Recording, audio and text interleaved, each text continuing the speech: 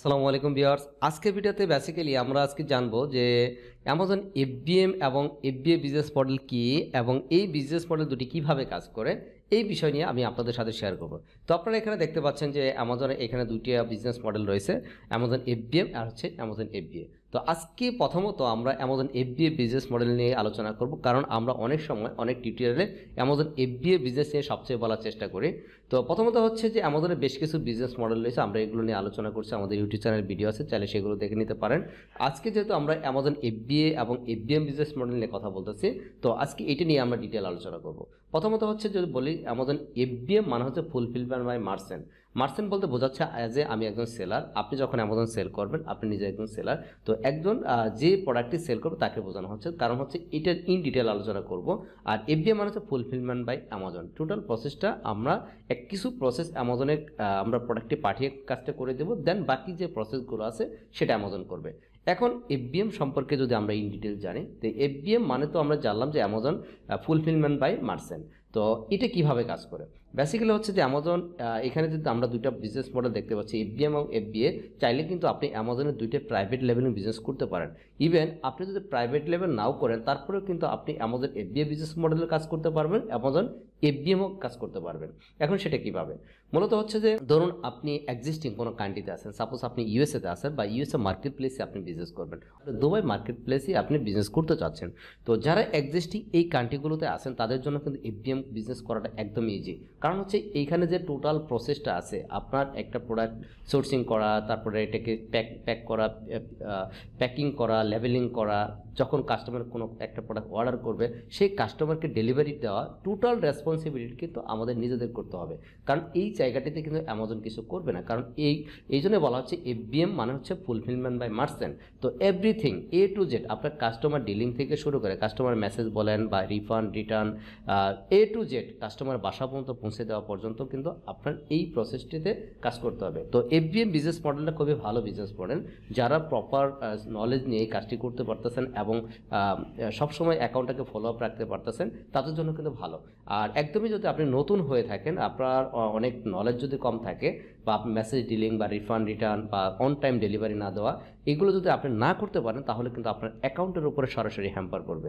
তো FBM business মডেলে আপনি চাইলে অল্প করে এক্সিস্টিং ওই কান্ট্রিগুলোতে যদি থাকেন তাদের জন্য একদম খুবই একটা ইজি একটা বিষয়। কারণ সাপোজ মনে করুন আপনার লোকাল মার্কেটে আপনি একটা প্রোডাক্ট দেখছেন, সেটা অ্যামাজনে লোকাল মার্কেটে সাপোজ মনে করেন $5 সেল হয়, এটা অ্যামাজনে আপনার $20 পর্যন্ত সেল হয় ধরে নিলাম।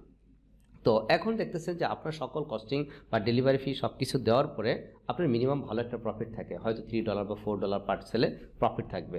তো এখন কি করতে হবে, আপনি অ্যামাজন সরাসরি এই প্রোডাক্টে একটা লিস্টিং ক্রিয়েট করবেন। তো লিস্টিং করলে আপনার নর্মালি এই লিস্টিংটি অ্যাক্টিভ হতে 10 to 15 মিনিটসের মধ্যে লিস্টিংটি অ্যাক্টিভ হয়ে যাবে।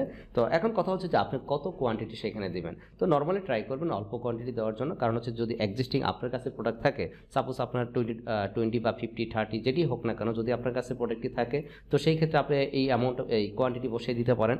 আর যদি বলেন যে না এই প্রোডাক্ট আমি লোকাল মার্কেটে দেখছি, তো যখন কোনো একটা অর্ডার আসবে অ্যামাজনে তখন সেই অর্ডার কমপ্লিট করার জন্য আপনি লোকাল মার্কেট থেকে পারচেস করে এনে ইনস্ট্যান্ট আপনি যেন সাপ্লায়ারকে প্যাকেজ এই কাস্টমারকে প্যাকেজিং করে লেবেলিং করে দেন আপনি একটা কুরিয়ার সার্ভিসের মাধ্যমে এটা পাঠাতে পারেন। তো সেই ক্ষেত্রে একটু আপনাকে ক্লিয়ার থাকতে হবে, সেই ক্ষেত্রে আপনার একটা জিনিস মাথায় রাখতে হবে, কোয়ান্টিটি একটু কম বসানোর চেষ্টা করবেন। এটা যেহেতু এফবিএম লিস্টিং আপনার উপরে টোটাল কন্ট্রোল, আপনি চাইলে এখানে একটা লিস্টিং করে 100 কোয়ান্টিটি বসাই দিতে পারবেন, 1000 কোয়ান্টিটি বসাই দিতে পারবেন, এটা কিন্তু বিষয় না, এটাকে এডিট করা যায়। তো এখন মনে করুন যে আপনি মনে করেন 10টা কোয়ান্টিটি বসায় রাখছেন, আপনি দেখছেন যে এই প্রোডাক্ট মার্কেটে অ্যাভেলেবেল, তো সমস্যা নেই, আপনি যে কোনো সময় লোকাল মার্কেট থেকে পারচেস করে এই টোটাল প্রসেসটা কমপ্লিট করে অ্যামাজনকে ডেলিভারি দিতে পারবেন। তো এইভাবে যদি করতে পারেন সেই ক্ষেত্রে আপনি তো সমস্যা নেই। আর যদি মনে করেন যে না আমি এই প্রোডাক্টে দেখছি অ্যামাজনে ভালো চলে বা আমি ভালো করতে পারবো, বা মনে করুন ট্রায়াল দিলেন 5-10টা প্রোডাক্টের ট্রায়াল দেওয়ার পরে মনে হচ্ছে যে হ্যাঁ এই প্রোডাক্টটা আমার জন্য ভালো বা আমি এটা, সেই ক্ষেত্রে আপনি কিছু প্রোডাক্ট তখন আপনার বাসায় রেখে কাজ করতে পারেন। আরেকটা ওয়ে হচ্ছে আপনি যদি লোকাল মার্কেটে প্রোডাক্টটি না পান তাহলে কি করবেন, তাহলে আমরা নর্মালি চায়না থেকে প্রোডাক্টগুলো সোর্সিং করি, কম দামে প্রোডাক্টটা সোর্সিং করে আমাদের কাছে রাখতে পারি, রেখে যখন অ্যামাজনে এই প্রোডাক্টে অর্ডার আসবে তখন আমাদের রেসপন্সিবিলিটি নিয়ে এই কাস্টমারকে তখন ডেলিভারি দেব। আর দ্বিতীয়ত হচ্ছে যে এইখানে আপনার যে বিষয়গুলো থাকে যে সবচেয়ে কমন যে ফ্যাক্টরগুলো, যে আপনার বেশ কিছু কুরিয়ার সার্ভিস রয়েছে, প্রফিট মার্জিনটা কিন্তু ভালো করা যায়। তো সেই ক্ষেত্রে আবার অসুবিধা বেশ কিছু কিছু সুবিধা রয়েছে। তো এফবিএম করার ক্ষেত্রে বেশ কিছু সুবিধা রয়েছে। সেই ক্ষেত্রে কি আপনি চাইলে অল্প কোয়ান্টিটি দিয়ে স্টার্ট করতে পারেন। দ্বিতীয়ত হচ্ছে আপনি লো বাজেটে স্টার্ট করতে পারেন। থার্ডলি হচ্ছে এখানে প্রফিট মার্জিনটা ভালো করা যায়। এখন অসুবিধাগুলো কী কী? অসুবিধাগুলো হচ্ছে আপনার কোনো একটা যখন প্রোডাক্ট অর্ডার আসবে তার মানে আপনার 24 ঘন্টা ফলো আপে রাখতে হবে, কারণ 24 ঘন্টার মধ্যে আপনার এই প্রোডাক্টটাকে শিপ করার ট্রাই করতে হবে। কারণ আপনার মনে করেন যে একটা প্রোডাক্ট ডেলিভারি দিয়ে রাখছেন যে কাস্টমার 3 ডেজ বা 4 ডেজের ভিতরে ডেলিভারি পাবে। তো এখন কোনো কারণে আপনি এই প্রোডাক্ট অ্যাকাউন্টটা ফলো আপ করতে পারেননি বা আপনি অর্ডার এসে পড়ে আছে, আপনি 2-3 দিন ব্যস্ততায় দেখতে পারেন নাই। তো এখন যদি আপনি এই প্রোডাক্টটা তাকে ডেলিভারি দিতে চান, যে আপনি যে কুরিয়ার সার্ভিস পাঠাবেন, যে কুরিয়ার সার্ভিসের মাধ্যমে আপনি এই প্রোডাক্টটি পাঠাবেন, সেই ক্ষেত্রে হয়তো তাদের 2 ডেজ অর 3 ডেজ লাগতে পারে। তো এখন আপনি মনে করুন দিয়ে রাখছেন 4 ডেজ, তার মানে আপনার কিন্তু 24 ঘন্টার মধ্যে মোটামুটি রেডি করে কুরিয়ার সার্ভিসের কাছে এই প্রোডাক্টটি আপনাকে দিতে হবে। কারণ আপনি যদি অন টাইমে কুরিয়ার সার্ভিসকে না দিতে পারেন তাহলে কিন্তু তারা অন টাইমে কাস্টমারকে ডেলিভারি দিতে পারবে না। যখন মনে করুন যে আপনি 3 to 4 ডেজের মতো একটা টাইম দিয়ে রাখছেন, তো এখন কাস্টমার 5 ডেজ বা 6 ডেজ হয়ে গেছে প্রোডাক্টটি পায়নি, তখন কিন্তু তারা আপনাদের সাথে মেসেজ করবে আমি প্রোডাক্টটি এখনও পাইনি কেন। এবং সেই ক্ষেত্রে অ্যামাজনে কিন্তু লেট ডেলিভারি আপনার কাউন্ট হবে, কারণ আপনি যে সময় এখানে ফিক্সড করে দিয়েছেন সেই সময়ের মধ্যে আপনি প্রোডাক্টটি পাঠাতে পারেননি, এবং কাস্টমার চাইলে আপনাকে ক্লেম করতে পারবে যে আমি প্রোডাক্টটি এখনও পাইনি। ইভেন এইখানে কাস্টমারকে ডিলিংয়ের যে ব্যাপারগুলো, কাস্টমার মেসেজ করবে সেগুলো আপনাকে মেসেজে অ্যান্সার দিতে হবে। দ্বিতীয়ত হচ্ছে কাস্টমার রিটার্ন করতে চায়, কাস্টমার যদি রিটার্ন করতে চায় প্রোডাক্টগুলো সেক্ষেত্রে আপনাকে রিটার্ন নিয়ে আসতে হবে।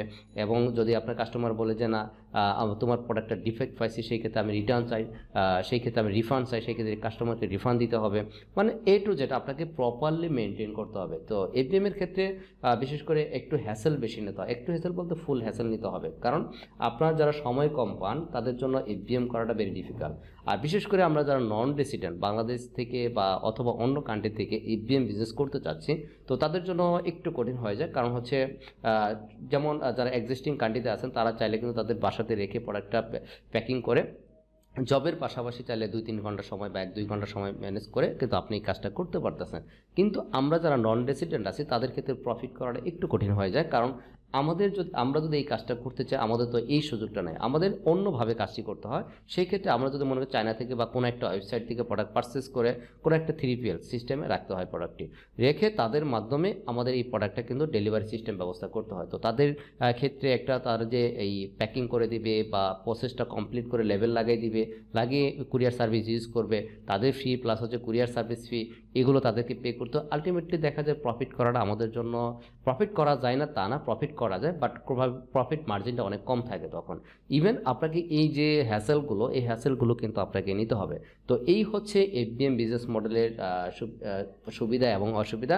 আরেকটা বিষয় হচ্ছে সৌদি এবং দুবাই মার্কেটে, আমি দুবাই মার্কেটের কথাই বলবো, কারণ নন রেসিডেন্ট যারা তারা সৌদি মার্কেটে তাদের জন্য বেশ কিছু অসুবিধা রয়েছে।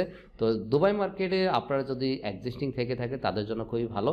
তো এইখানে আরেকটা ইজি শিপ নামে একটা অপশন আছে, এটা অ্যামাজন পার্টনার কেরিয়ার। তো আপনারা যারা এফবিএম করবেন, তো এক্সিস্টিং ওই কান্ট্রিতে যারা থাকেন, ইউকেতে যদি বলেন, ইউকেতে রয়্যাল মেল রয়েছে, মাই হারমেস রয়েছে, তারপর হচ্ছে ফ্যাডেক্স, ডিএসএল, এগুলো ইউজ করতে পারেন। ইউএসএতে ইউপিএস আছে, আপনার ফ্যাডেক্স, ডিএসএল, এই কুরিয়ার সার্ভিসগুলো ফাস্ট ডেলিভারি দিয়ে থাকে। নর্মালি এরা আপনার ডিপেন্ড করে প্রাইস টু আপনার ডেলিভারি টাইমের উপরে প্লাস হচ্ছে প্রোডাক্টের ডাইমেনশন ওয়েটের উপরে বেস করে এই প্রাইসগুলো হয়ে থাকে। তো মূলত এইভাবে এফবিএম বিজনেস মডেলটি কাজ করে। আশা করি আপনারা এফবিএম বিজনেস মডেল কী এবং কীভাবে কাজ করে এটা পূর্ণাঙ্গভাবে বুঝতে পারছেন। তারপরে যদি কোশ্চেন থাকে আপনার কমেন্ট সেকশনে কোশ্চেন করবেন, সেই অ্যান্সারগুলো আমি আপনাদের দেওয়ার চেষ্টা করব। সেকেন্ডলি আমরা আলোচনা করব এফবিএ কি। এফবিএ নিয়ে মোটামুটি আমরা ইতিমধ্যে অনেকেই জেনে ফেলছি। তো এফবিএ মানে হচ্ছে ফুলফিলমেন্ট বাই অ্যামাজন। তো আপনি যখন অ্যামাজন এফবিএ বিজনেস করবেন, তো সেই ক্ষেত্রে আমরা নর্মালি ম্যাক্সিমাম সময় কী করি, আমরা চায়না থেকে প্রোডাক্টগুলো সোর্সিং করি। এবং এক্সিস্টিং আপনি যদি ইউএসএ বা ইউকে বা অন্য ইউরোপ কান্ট্রিতে কোনো কান্ট্রিতে থেকে থাকেন এবং লোকাল মার্কেটে আপনি এই প্রোডাক্টটি পান, সেই ক্ষেত্রে প্রাইভেট লেভেলিং না করে নর্মালি আপনি জেনারিকভাবেও কিন্তু চাইলে এই প্রোডাক্টটি সেল করতে পারেন। সেটা কী করতে হবে, ওই যে এফবিএম এর ক্ষেত্রে যেমন করা হয়েছিল যে আপনার প্যাকেজিং করা, লেবেলিং করা, সেই ক্ষেত্রে আপনাকে এই প্রোডাক্টটি কালেক্ট করে প্যাকেজিং করে লেবেলিং করে অ্যামাজনের শিপমেন্ট ক্রিয়েট করে অ্যামাজন ওয়্যারহাউসে পাঠিয়ে দিতে হবে। তো এটা যখন আপনি এই প্রসেসটা কমপ্লিট করে অ্যামাজন ওয়্যারহাউসে পাঠিয়ে দিবেন, তার মানে বাকি যে প্রসেসগুলো তখন আর আপনার কোনো কাজ নেই। কাস্টমারকে ডেলিভারি দেওয়া, রিফান্ড করা, রিটার্ন করা, তো কাস্টমার ডিলিং করা, টু জেড, তখন কিন্তু এই টোটাল প্রসেসটা অ্যামাজন এফবিএ যে ফুলফিলমেন্ট প্রসেসটা, তারা এই প্রসেসটা কমপ্লিট করবে। আপনি যে প্রোডাক্টটি অ্যামাজনে সেল করবেন সেই প্রোডাক্টের জন্য আপনার প্রোডাক্টের ডাইমেনশন এবং ওয়েটের উপরে বেস করে তার এফবিএ ফিগুলো হয়ে থাকে। ওইটা আপনি তো দেখতে পারবেন যখন ওই প্রোডাক্টের আপনার প্যাকেজিং ডাইমেনশন এবং ওয়েট যখন বসাবেন, ওই ডাইমেনশন এবং ওয়েটের জন্য এফবিএ ফি কত আসবে সেটা আপনি তখন নিজে দেখতে পারবেন। এখন এফবিএ এর ক্ষেত্রে হলো কি, আপনার প্রোডাক্টটি আপনার কাছে না রেখে অ্যামাজন শিপমেন্ট করে অ্যামাজন ওয়্যারহাউসে পাঠাতে হবে। আর এফবিএম এর সুবিধা হলো যে আপনি যদি একটা কোয়ান্টিটি সেল করতে চান সেই ক্ষেত্রে প্রোডাক্টটি অ্যামাজনে পাঠাতে হবে না, আপনার কাছে রেখে আপনি প্রোডাক্টটি সেল করতে পারবেন। যখন অ্যামাজনে অর্ডার আসবে তো অন টাইম আপনার এই অন টাইমের ভিতরে যে ডেলিভারি সিস্টেমটা দিতে হবে, না হলে আপনার অ্যাকাউন্টের উপরে আপনার এই নেট ডেলিভারি কাউন্ট হবে, তো আস্তে আস্তে তখন আপনার অ্যাকাউন্টের উপরে নেগেটিভ ইম্প্যাক্ট পড়বে। আর এফবিআই এর ক্ষেত্রে কিন্তু এই ধরনের অ্যাকাউন্টের উপরে ইম্প্যাক্ট পড়ার কোনো সুযোগ নাই, কারণ এইখানে কাস্টমারের কে ডিলিং করা থেকে শুরু করে কাস্টমারকে বাসাভূত প্রোডাক্ট পৌঁছে দেওয়া টু জেড সব কিছু অ্যামাজন করবে। তো এইখানে আপনার লেট ডেলিভারি বা আনুষঙ্গিক কোনো হ্যাসেল নিতে হবে না, আমাদের হয়ে তখন অ্যামাজন এই কাজটি করে দেবে। আর যদি এই ধরনের কোনো কমপ্লেইন্স আসে সেটা অ্যামাজন ডিলিং করবে, সেটা আমাদের হেডেক না। এইভাবে মূলত অ্যামাজন এফবি এবং এফবিএম বিজনেস মডেল কাজ করে থাকে। তো আশা করি সবাই বুঝতে পারছেন। তারপরে যদি আপনাদের কোনো কারণ কোশ্চেন থাকে তো আমাকে সরাসরি কোশ্চেন করতে পারেন। সবাই ভালো থাকবেন। আসসালামু আলাইকুম।